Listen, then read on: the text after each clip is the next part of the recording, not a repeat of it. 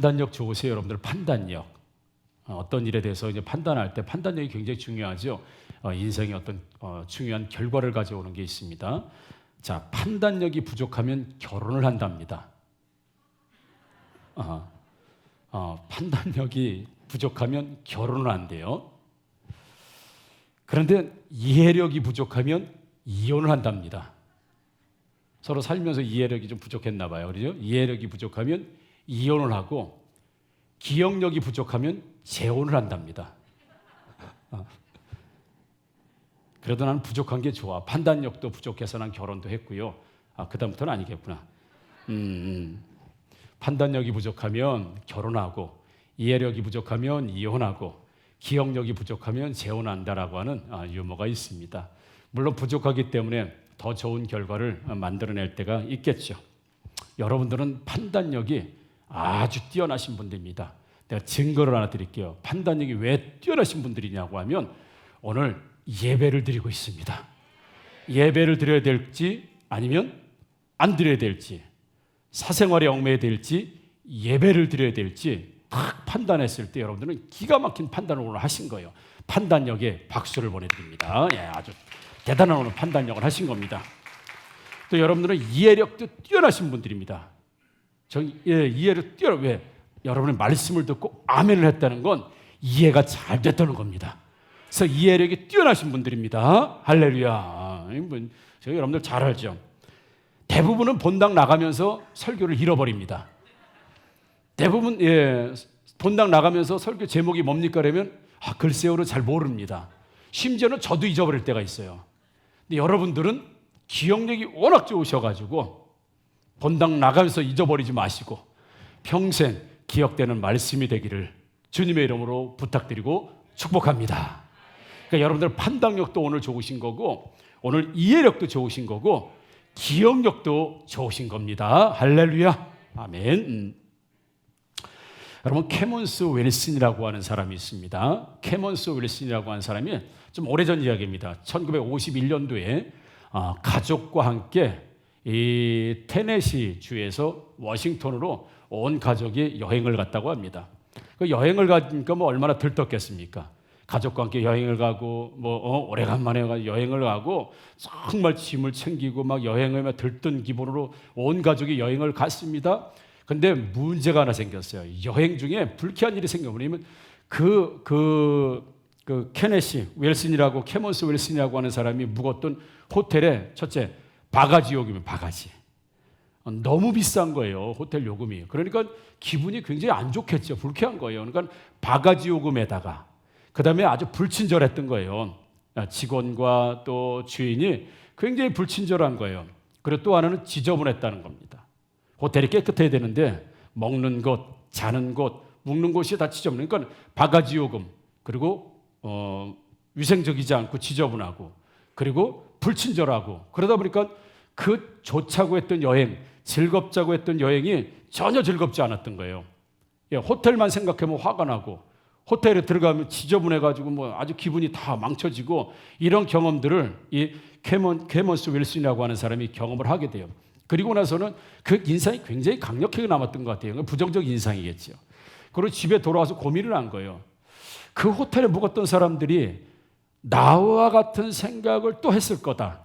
다른 사람들에게 또 바가지 씌웠을 거고 또 다른 사람들 지저분한 데서 잤을 거고 지저분한 데서 먹었을 거고 또 다른 사람들도 불친절한 대접을 받고 나처럼 행복하지 않은 나처럼 즐겁지 않은 그런 여행을 했을 거라는 생각을 이 사람이 캐먼스 윌슨이라고 하는 사람이 합니다.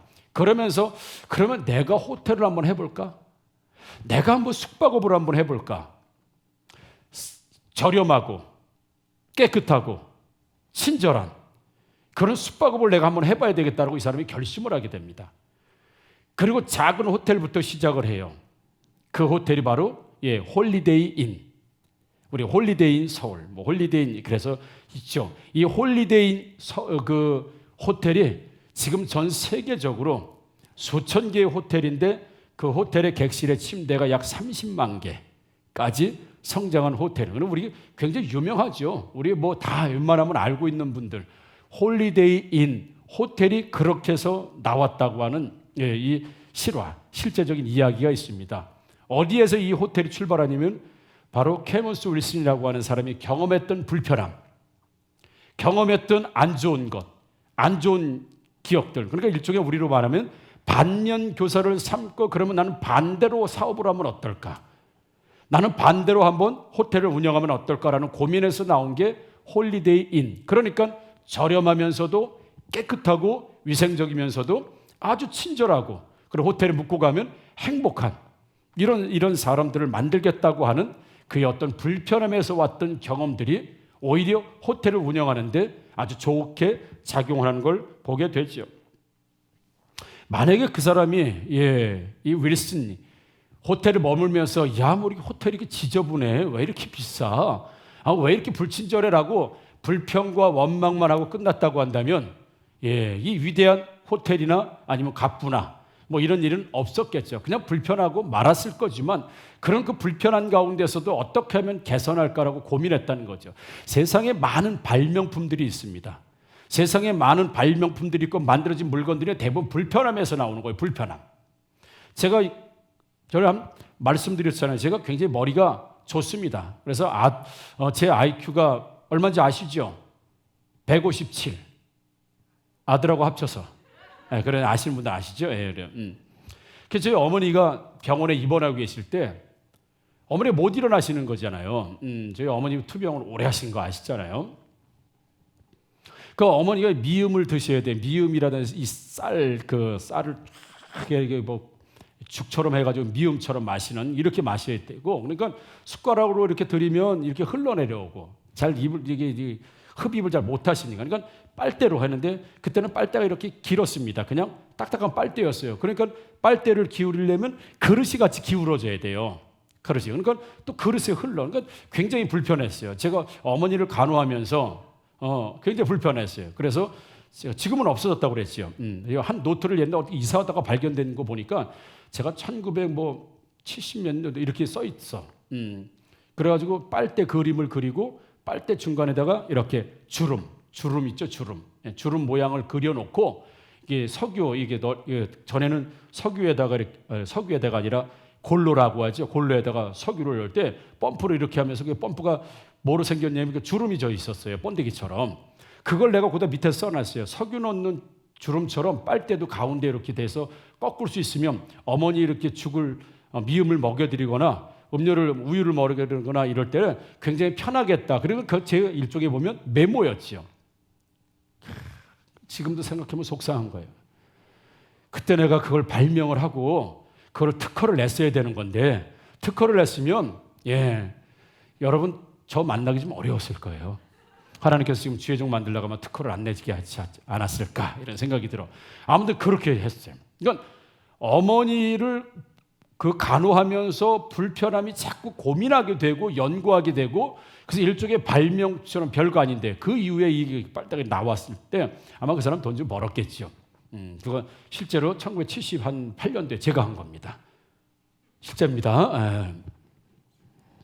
세상에 나오지 못했지만 말이죠. 그래서 세상의 모든 불편함 때문에 발명품들이 나오게 되는 건 사실입니다. 그런데 우리는 세상 살면서 불편하다, 어렵다, 부족하다 그러면 그걸 개선해 보거나 아니면 왜일까라고 연구하기보다는 불평하고 불만하고 그렇죠? 한숨 쉬고 그런 것으로 끝나는 경우가 우리가 굉장히 많은 걸 보게 됩니다.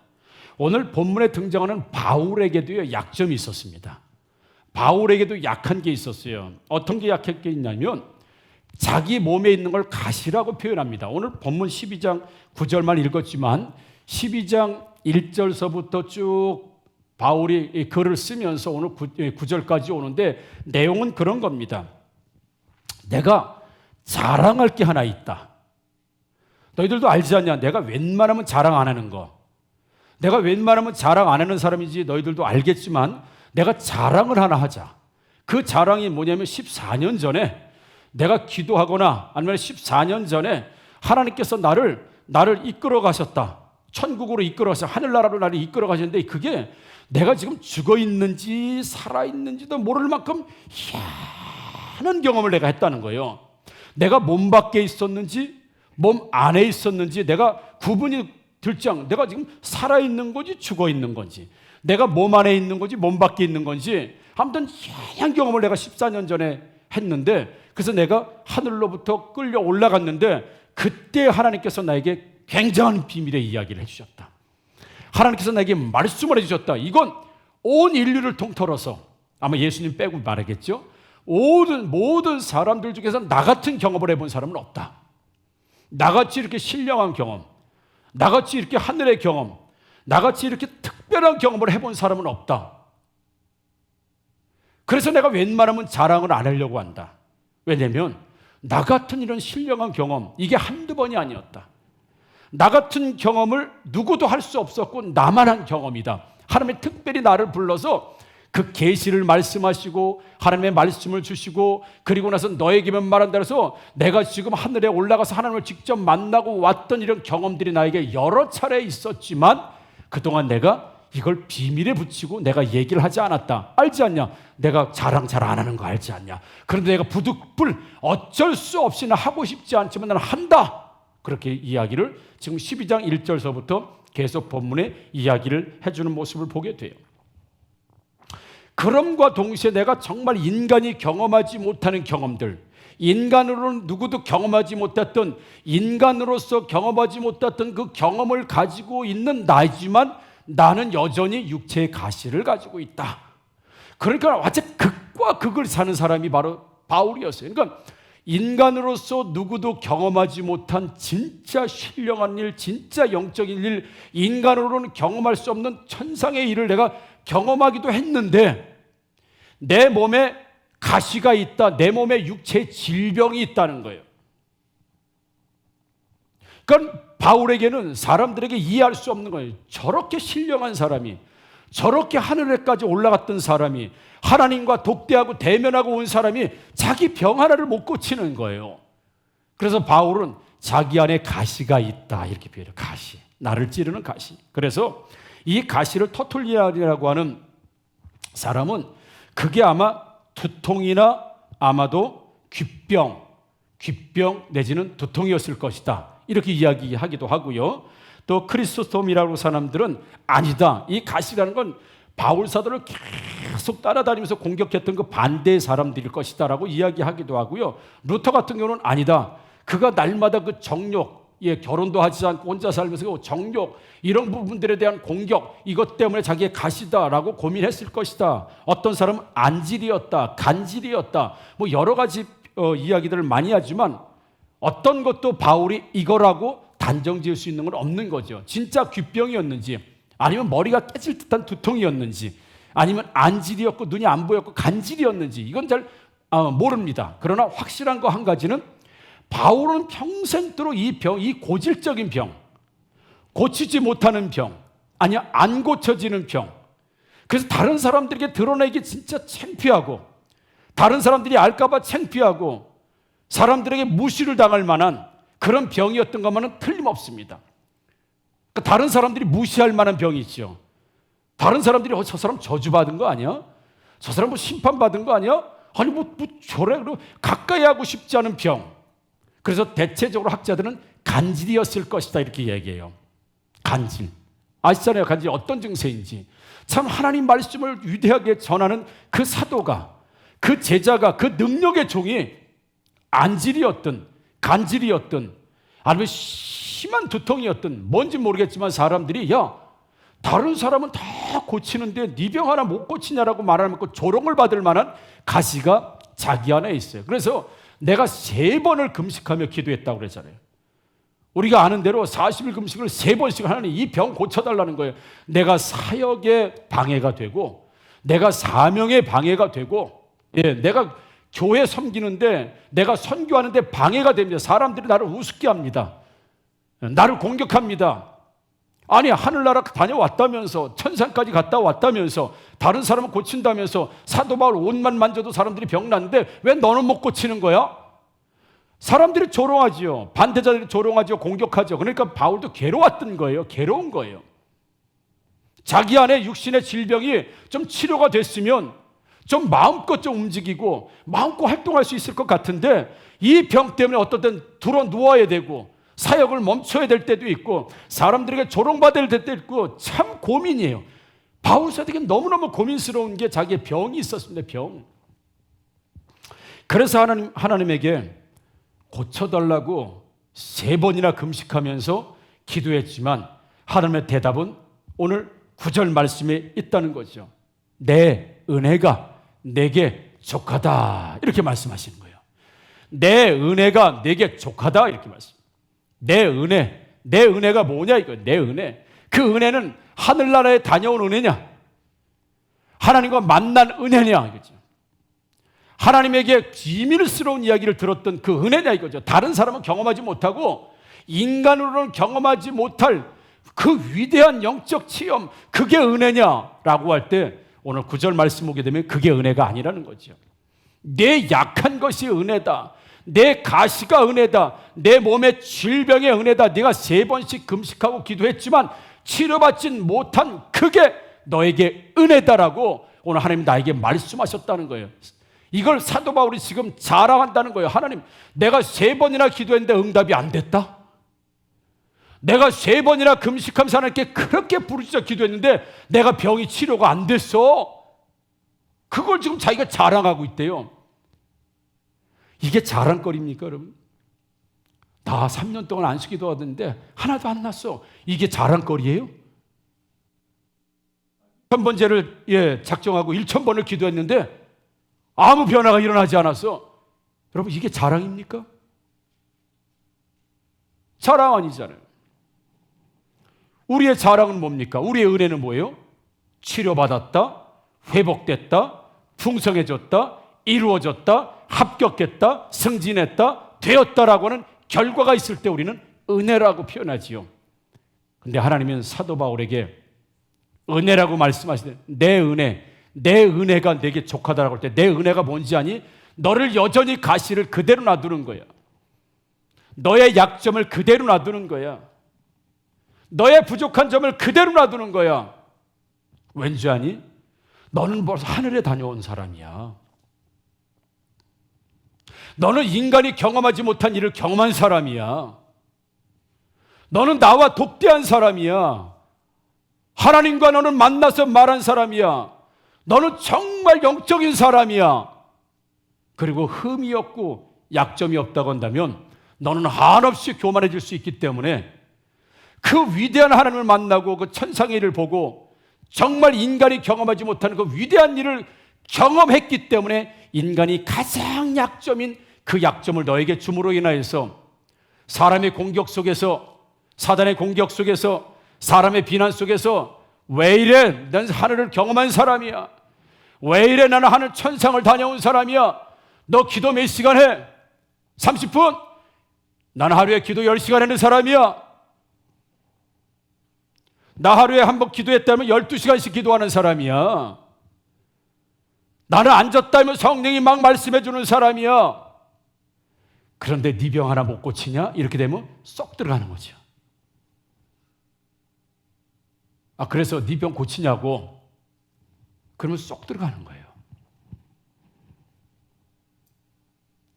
하나님께서 말씀하셨습니다라고 막 예언하는 거예요. 근데 네 앞길은 난 몰라. 뭐 그래. 이런 거하고 지금 똑같은 거예요. 바울은 인간과 사람으로서 가장 교만해질 수 있는 경험을 한 사람이 바울입니다. 그런 능력을 가진 사람이 바울인데 한없이 자고해지고 한없이 교만해질까 봐 하나님께서 너도 안 되는 게 있어야 돼. 너도 이루어지지 않는 게 있어야 돼. 너도 계속해서 나를 의지하지 않으면 안 되는 게 있어야 돼. 그래야 나를 의지할 수 있지 않겠냐. 그게 내가 너에게 베풀어주는 은혜다. 여러분, 문제가 있어야 하나님 앞에 나오지 않습니까? 예수 믿기 가장 안 좋은 상태가 등 따뜻하고 배부를 때입니다. 그래서 어느 분은 누워있는 임신한 사람이라고 그러네. 뜨뜻한데 이런 누워가지고 임신한 사람. 여러분, 등 따뜻하고 배부르면 예수 믿기 어렵습니다. 저도 예수를 처음 만났을 때 가장 극심한 육체 질병 가운데 만난 거예요. 대학병원에서 실명할 겁니다. 실명해가고 있었고요. 실명할 겁니다. 그리고 실명해가고 있었고, 병원에서는 다 손을 놓았습니다. 눈에 신생혈관이 막 생기는 거예요. 새로운 혈관이 막 생겨요. 혈관이 막 생겨요. 그러니까 새로 생긴 혈관이 약하죠. 그리고 잠만 자고 일어나면 혈관에서 피가 터지는 거예요. 눈에서. 온 세상이 빨갛게 보이는 거예요. 피가 터지니까. 예, 전부 다 돼지고기로 보는 거 전부 다 정육점이야. 옛날에 정육점 빨갛게 해놨잖아요. 세상에 저는 태양을 쳐다볼 수 있었습니다. 유일하게 난 태양을 볼 수 있었어요. 왜? 눈이 탁하기 때문에 태양을 봐도 볼 수 있었어요. 왜? 가린 게 많으니까. 그럼 피가 응고가 되고 나중에 빨간 피가 검게 되죠. 검게 되면서 이게 조각조각 이렇게 응고가 되면서 아무튼 저만 경험했던 일이죠. 끊임없이 출혈되는 눈의 출혈, 계속되는 염증, 망막은 다 떨어지고, 세 가지 질병이 다 실명하는 질병이었어요. 한 가지가 다 실명인데 세 가지가 동시에 온 거죠. 병원에서 고치지 못한다. 근데 병원 다닐 때 열심히 다녀봤지요. 왜요? 그래도 개인 병원 안 되니까 종합병원 가고, 종합병원 안 되니까 대학병원 가고, 갈 데가 점점 상급병원이 있으니까 믿을 만한 구석이 있으니까 가는 거예요. 근데 상급병원이 최고 대학병원에 최고 눈 잘 본다는 사람이 어렵다고 얘기하니까 얼마나 낙심이 되는지 몰라요. 너무너무 낙심이 됐습니다. 이제는 코너에 몰렸어요. 세상에 붙잡을 게 이제 없는 거예요. 의사가 안 된다는데 어디를 붙잡을 거였어요. 붙잡을 사람이 한 사람뿐이 더 있겠어요? 장의사. 그래서 자살 기도도 하고 그런 거예요. 살 소망이 없으니까. 20대 때 내가 무슨 실명하여서 무슨 내가 낙으로 살까? 인생의 의미가 사라져. 그때 내가 붙들은 게 하나님일 수밖에 없었어요. 여러 상황 가운데 내가 하나님을 붙든 게 아니라 하나님을 붙들 수밖에 없는 상황이에요. 아무것도 붙들 게 없는 거예요. 다른 한 가지가 있었다고 한다면 나는 그걸 붙들었을 거예요. 누가 보이지 않는 하나님, 누가 내가 한 번도 만나보지 않은 하나님을 내가 어떻게 붙들고 믿을 수 있습니까? 눈에 보이는 의사, 눈에 보이는 의학, 눈에 보이는 과학, 눈에 보이는 병원을 내가 붙들게 되죠. 근데 더 이상 붙들 만한 게 이제 존재하지 않게 됐어요. 그러니까 어쩔 수 없이 하나님을 붙들 수밖에 없는 거예요. 좋아서 붙든 게 아니라, 하나님을 원해서 만난 게 아니라, 보이지 않지만 그분이 계시다고 하는 말씀을 듣고, 그러니 그분만 붙들 수밖에 없는 거예요. 다른 대안이 없었으니까. 하나님, 성경에 보면 죽은 자도 일어나게 하시고, 죽은 자도 살리시고, 각색질로 치유하시는 하나님, 내 병도 고쳐주십시오. 내 눈도 고쳐주십시오. 치료해 주십시오. 그때부터 하나님께 기도하기 시작한 거예요. 장장 5년 동안 한 번도 응답이 없었습니다. 한 번도 좋아지지 않았습니다. 심야기도에 그렇게 가서 안수기도를 받아도 4, 5년 동안 하나도 좋아지지 않고 오히려 더 안 좋아. 또 눈을 눌러대가지고 더 안 좋아졌어요. 힘들었어요. 변하지 않는 나의 신용, 좋아지지 않는 시력, 좋아지지 않는 나의 상태, 기도해 주는 사람도 낙심되고, 나도 낙심되고, 교회도 낙심되고, 부모도 낙심되고, 누구도 여기서 희망을 찾기 어려웠어요. 그런데 다른 대안은 없는 거예요. 이 하나님마저도 놓으면 내가 누구를 붙잡습니까? 그러니까 어쩔 수 없이 하나님을 만날 수밖에 없는 거예요. 하나님이 그렇게 몰아가셨던 거죠. 그런데 어느 날 내가 믿음이 주님이 내 안에 오시면서 내가 믿음이 확실한 믿음이 생기더라고요. 그러면서 하나님이 살아계셔서 너무 감사합니다. 하나님이 계셔서 감사합니다. 세상 잡을 거 없는데 잡을 분이 계시고, 의지할 분이 계시고, 나를 치료할 분이 계시고, 내 소망을 둘 분이 계셔서 하나님 살아계셔서 감사합니다. 하나님 존재해 주셔서 감사합니다. 하나님 나를 불러주셔서 감사합니다. 그 이유는 말씀드렸죠. 하나님, 나 눈 치료받지 않아도 괜찮습니다. 난 시각장애로 살아도 괜찮습니다. 내 다른 신체 일부를 가져가서도 괜찮습니다. 내 영혼이 구원받고 내가 하나님의 자녀가 되었다는 사실 존재 하나만으로도 나는 이미 충분히 행복한 사람이고, 나는 이미 충분히 축복받은 사람입니다라고 고백하면서, 그때부터 신실하게 하나님, 주의 종이 될 테니 하나님 나를 주의 종으로 써주십시오. 그러기 위해서 내가 맹인으로, 시각장애로 주의 종을 하도 괜찮겠지만 눈을 뜨고 하고 싶으니 그렇게 해 주십시오라고 서원하게 되고, 오늘날 여기에 이 자리에 있게 된 건 하나님께서 나를 코나로 몰지 않으셨고 나를 막다른 길로 몰지 않으셨다면 나는 기도하지도 않았을 것이고 나는 하나님 만나지도 않았을 것이며 교회 출석하지도 않았을 것이고 오늘 주의 정도 안 됐을 것입니다. 그러면서 그 4년 5년 동안 깊은 기도. 그래서 말씀드렸잖아요. 우리 사모하고 교제하면서도 1시간 2시간씩 기도하고 만났다고요. 데이트를 바로 한 게 아니라 1시간 2시간 기도하고 서로 데이트하고 만났다고요. 그러니까 우리가 육신적인 데이트를 하지 않았던 수 있었던 게 영적인 상태에서 만났기 때문에 그런 거죠. 그래서 우리는 어색한데 어두운데 이런 데 잘 안 가서 밝은 곳에서 그래서 만나면 내 영혼에 이게 데이트예요. 서로 생각을 읽어내고 기도 제목을 나누고 우리 그렇게 연애를 4년 동안 했습니다.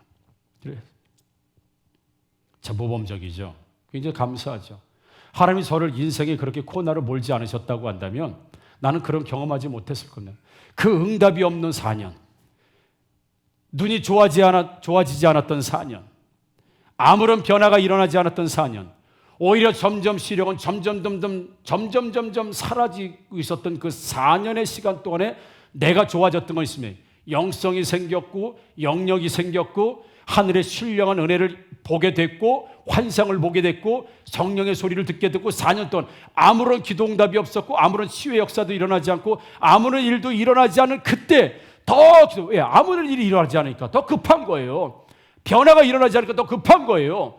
긴장을 늦출 수가 없는 거예요. 그러니까 매일같이 하나님께 가서 기도하는 거죠. 매일 12시만 되면 기도실에서 기도하고 낮이고 밤에 기도하는 거예요. 고쳐달라고 회복시켜달라고 기도하는 가운데 육체의 치료는 받지 못하고 영적인 성장은 계속 이루어졌던 겁니다. 그때가 가장 어쩌면 인생 가운데 가장 기쁜 영적 생으로 들어가고 그때 사모를 위해서도 기도할 때 하나님께서 네 짝이다라고 응답을 주셨대.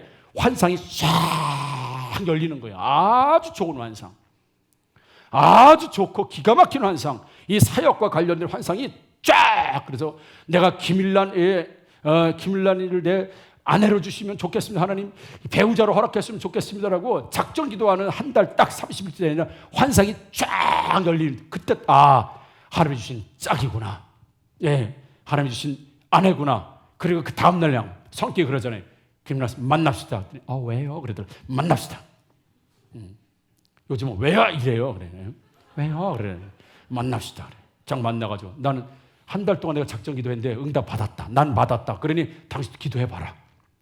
나는 정말 이런 환상을 봤다. 그랬더니 그때 우리가 너무 놀랬죠. 왜냐하면 똑같은 환상을 하루 차이로 본 거야. 똑같은 환상을 사모도 보고 나도 본 거야. 하루 차이로. 사모가 먼저 보고 그 다음날 내가 본 거예요. 그러니까 우리는 만나는 날 알았죠. 짝이구나. 그래서 처음 프로포즈 했다고 처음 만난 날 우리는 결혼을 약속한 거예요. 뭐 하나님 만나게 하셨는데 뭐 고민할 필요가 뭐 있습니까? 신령한 세계에 열려서 둘 다 응답을 받았는데 뭐 고민할 필요가 뭐 있습니까? 그러니까 지금도 잘 살고 있잖아요. 할렐루야. 처녀총각 때 잘 들어요. 하나님 응답 받고 결혼하십시오. 최고의 커플이에요. 하나님께서 치료받지 못하게 하는 그 시간에 나를 회복시켰던 것처럼 바울 사도는요, 인간이 경험하지 못할 만한 그 신령한 것들을 너무나 많이 경험하다 보니까 자고해지고 교만해지고 행여나 하나님을 찾지 않고 계속해서 하나님을 찾지 않고 자신의 능력을 의지할까봐 하나님께서 내가 너에게 은혜를 베푸는데 그 은혜는 네 가시가 치료받지 못하는 은혜, 네 가시 때문에 고통스러운 은혜, 그 가시를 위해서 계속 기도할 수밖에 없는 상황들, 그게 너에게 은혜다. 너를 교만하지 못하도록 만들어준 은혜가 내가 너에게 준 은혜인데 그 은혜가 너에게 족하다. 그래서 바울 사도는 내가 하늘의 신령한 것을 경험했지만 뿐만 아니라 나는 내 병도 고치지 못하는 연약한 사람이다. 이렇게 말하는 거예요. 나는 하나님을 위해서 일하는 정말 위대한 사도가 되고 정말 능력의 사람이고 능력의 사도고 정말 대단한 사람인 게 만큼 내 틀림없다. 그런데 나는 내 병도 하나 고치지 못하는 사실은 연약한 사람이다. 그러니 내가 약한 것은 내 약한 것은 나같이 내 질병 하나도 고치지 못하는 내가 진짜 나의 모습인데 내가 신령한 은혜를 경험하고 하늘을 경험하고 내가 병자를 치유하고 내가 말씀을 전하고 위대한 사도가 된 건 내 능력에서 나온 게 아니라 하나님이 내 약함 가운데 하나님이 나와 함께 하시기 때문에 그 능력이 나오는 것. 나의 원래 모습은 내가 40일을 그렇게 3번씩 기도해도 내 병 하나도 내가 못 고치는 사람, 그게 원래 내 모습이다. 근데 많은 역사가 일어나고 기적이 일어나고 이런 어떤 신령한 일이 일어나고 있지 않냐. 이게 내 모습이 아니라 원래 내 모습. 이건 하나님이 나를 통해서 드러내는 모습이고, 나의 진짜 모습은 병을 고치지 못하는 모습, 내가 여전히 간질로 안질로 두통으로 여러 가지 사람들이 혐오할 만한 이런 질병에 시달리고 있는 모습이 원래 내 모습이다. 근데 나에게 능력이 나가고 있지 않냐. 내가 위대한 사도가 되어 있지 않냐. 내가 지금 전도자가 되어 있지 않냐. 그 능력은 하나님의 능력이지 내 능력이 아니다라고 오늘 말씀하고 있다는 사실. 그래서 사랑하는 성도, 하나님의 능력을 주시고 은혜를 주시고 축복을 주시고 하는 사람일수록 인생의 한 가지나 지는 두 가지나 하나님께서 끊임없이 기도하지 않으면, 끊임없이 하나님을 의지하지 않으면, 끊임없이 그렇게 하지 않으면, 하나님을 의지하지 않으면 안 되게끔 만드는 몸의 가시, 가정의 가시, 교회의 가시가 있다는 사실을 사랑하는 사람은 믿으시고, 그 가시가 나를 더 이상 교만하지 않도록, 나를 더 이상 자고하지 않도록, 그 능력이 내 것이라고 착각하지 않도록 하나님 앞에 겸손하게 나아갈 수 있는 은혜라는 사실을 믿으시기를 주님의 이름으로 축복합니다. 내가 약점이 없고 가시가 없고 약함이 없고 오직 능력만 있다고 하면 교주가 되는 겁니다. 사이비가 되는 겁니다. 심판자가 되는 겁니다. 교만한 자가 되는 겁니다. 자신이 스스로 하나님이 되려고 합니다. 그러나 나의 약함을 내가 스스로 보는 것들이 있을 때, 그래서 각 가정마다 하나님께서 주시는 그 약함이 있어요. 어떤 사람은 돈 때문에, 돈이 가시가 되기도 하죠. 하나님 제발 돈 때문에 계속 기도할 수밖에 없는 거예요. 돈 때문에 계속 하나님 앞에 순종할 수밖에 없는. 어떤 건 자식이 될 수도 있습니다. 자식 때문에 기도하지 않으면 안 되는 거예요. 도대체 돌아오질 않아요. 자식이 너무 그러니까 하나님 앞에 계속 기도할 수밖에 없는 거죠. 그러니까 자식 때문에 기도할 수밖에 없고, 자녀 때문에 하나님께 순종할 수밖에 없고, 자녀 때문에 하나님을 붙들 수밖에 없다고 한다면 그게 그 사람의 가시인데, 왜냐하면 그 자녀가 그렇게 하지 않으면 이 사람은 자고할 수밖에 없는, 하나님의 축복이 워낙 크기 때문에, 축복 계획이 크기 때문에 먼저 그 사람이 교만하지 않도록 겸손하게 만들기 위해서 인생에서 우리가 붙들 수밖에 없는 가시가 있다는 사실. 이거 가시를 뽑아주세요. 가시를 뽑아주세요. 기도하는 과정 속에서 우리는 하나님을 더 신뢰하게 되고, 더 겸손하게 되고, 하나님을 더 만나는 기회가 된다는 사실을 믿습니다. 그래서 신학교에서 공부할 때 교수님 한 분이 그러시더라고요. 교회 가면 항상 가시가 있습니다. 가시, 그래도 가시. 꼭 속을 썩이고 반대하고 불순종하는 사람이 꼭 한 사람이 있다는, 어느 교회를 가든지 있다는 거예요. 그 가시를 뽑지 말래요. 요 가시를 싹 뽑아내면 다른 사람이 또 가시 노릇을 한다는 거예요. 누구나. 그러니까 가시를 뽑을 생각하지 말고 가시를 문들어. 이렇게. 그냥 이 가시를 그냥 주의 은혜로 그냥 그 사람에서 기도하고, 그 사람을 더 축복해주고, 그냥 문들어 드려야지.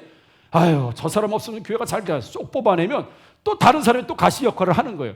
그 사람 또 없었으면 좋겠다. 가시를 또 뽑아, 또 가시. 평생토록 영원토록 교회에 가시가 없는 교회는 없다는 거예요. 하나님께서 그 사람 때문에 기도하게 만들고, 교수님이 그러셨어요. 하나님의 목회자를 그 사람 때문에 기도하게 만들고, 그 사람 때문에 더 각성하게 만들고, 그 사람한테 꼬리를 안 잡히려고, 그 사람한테 약점을 안 잡히려고, 그 사람에게 꼬투리를 안 잡히려고 더 긴장하게 되고, 더 기도하게 되고, 더 준비하게 되고. 왜요? 그 사람을 의식 안 할 수가 없는 거예요. 자, 무슨 설교에서 꼬투리를 잡을까, 뭐 행정에서 꼬투리를 잡을까, 재정에서 꼬투리를 잡을까, 목회에서 꼬투리를 잡을까, 자꾸 인식하다 보면 가시라 힘들지만 그 사람으로 인해서 목회자가 더 긴장하고.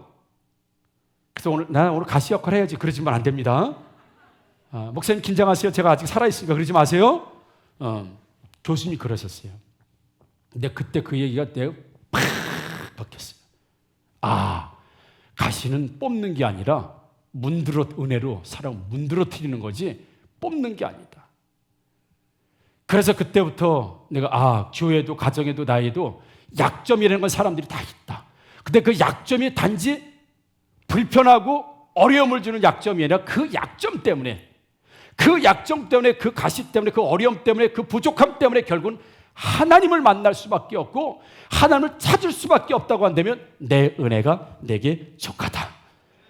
사랑하는 성도 여러분, 그것을 해결하기 위해서 기도를 멈추라는 게 아니라 나에게 존재하는 약점들이 있어요. 부족한 점들이 있습니다. 어려움이 있어요.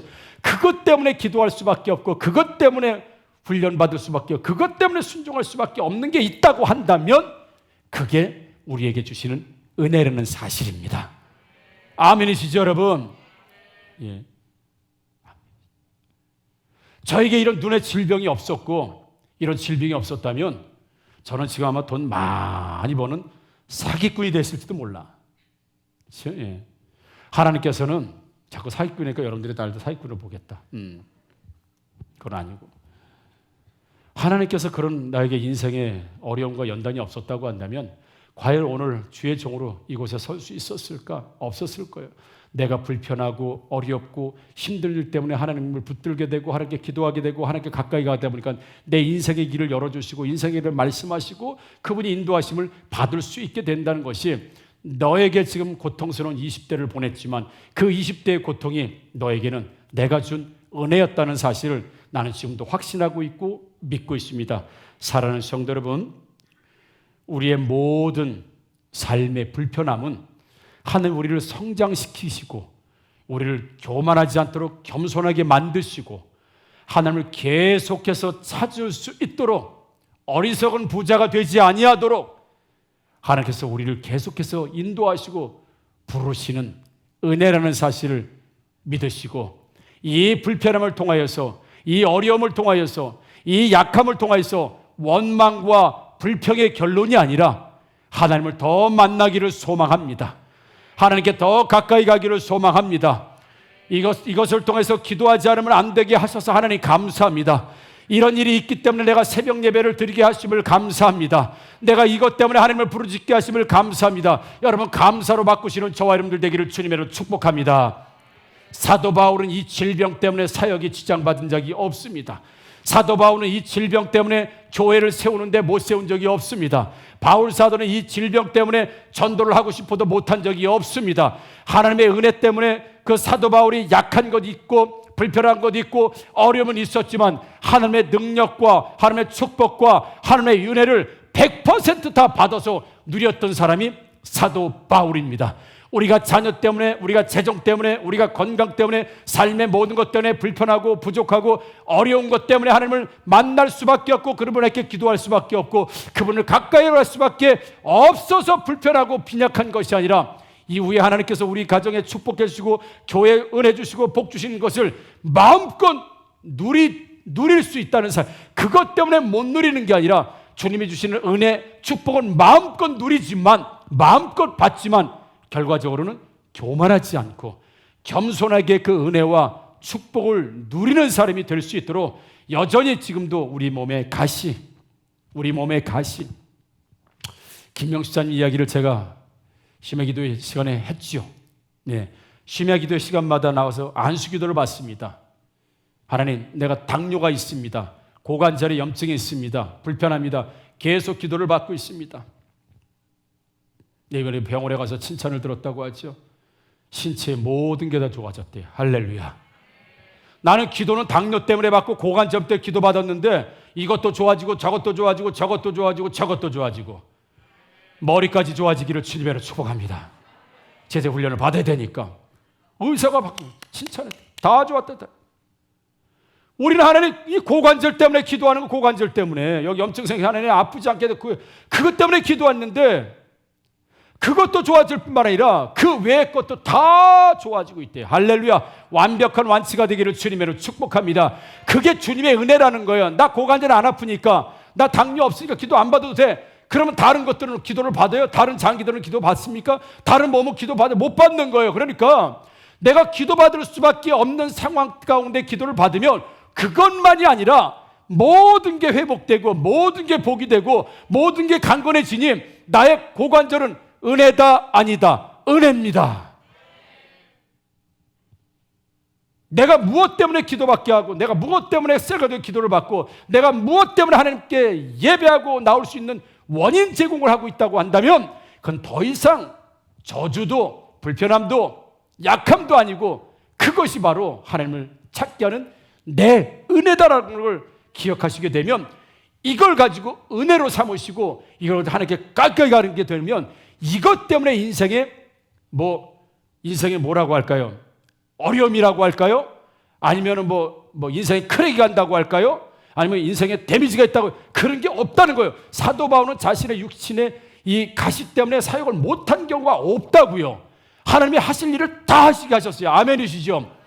결국은 우리가 누리고 받고 체험하게 모든 것들을 나의 가시 때문에 못하는 경우는 없는 거예요. 단 이 원인은 뭐예요? 하나님께 이끌어가게 하시고 교만하지 않도록, 자고하지 않도록, 인간이 경험할 수 없는 것까지 경험했던 사도 바울이 만약에 육신의 가시가 없었다고 한다면 내가 마음껏 교만해질 텐데, 내 육신의 가시 때문에 내가 이걸 자랑하지 못하는 건 내가 약함이 있기 때문에 자랑하지 않으면서 내 안에서 계속 예수의 능력이 계속 나올 수 있도록, 겸손의 능력이 계속 나올 수 있도록 하기 위한 하나님의 방식이었고 하나님의 다루심이었기 때문에 이게 내 자랑거리는, 난 사실은 천상에 다녀왔던 것이 자랑거리가 아니라, 신령한 사람이라는 걸 자랑거리가 아니라, 오히려 나는 내 안에서, 나는 질병을 못 고치는 약한 사람이지만 내 안에서 능력이 나간다는 것, 예수의 능력이 나간다는 게 내가 가장 자랑하는 건 내가 가장 약한 사람인데 나를 통해서 하나님의 역사가 일어난다는 건 나는 부득불